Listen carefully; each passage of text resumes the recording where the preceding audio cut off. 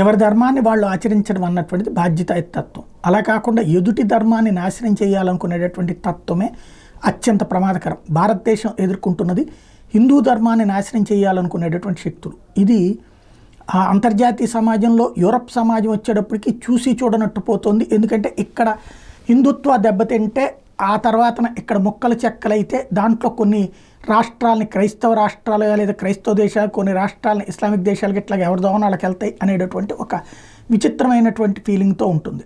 అలాంటి భావజాలానికి ఉన్నటువంటి వాళ్ళు గుర్తుపెట్టుకోవాల్సింది ఏంటంటే తాజాగా జరుగుతున్నటువంటి వ్యవహారాలు. ఇప్పుడు మాలి అనేటటువంటి దేశం ఉంది. అక్కడ జరుగుతున్నటువంటి వ్యవహారం ఏంటి అంటే మాలీలో క్రైస్తవులని అర్జెంటుగా మతం మారమని చెప్పేసి ఏదైతే అక్కడ ఉన్నటువంటి తీవ్రవాద సంస్థలు పిలుపునిచ్చినాయి. మతం మారకపోతే డబ్బులు కట్టాలంటే ఒకప్పటి జిజియా పన్ను టైప్ అనమాట.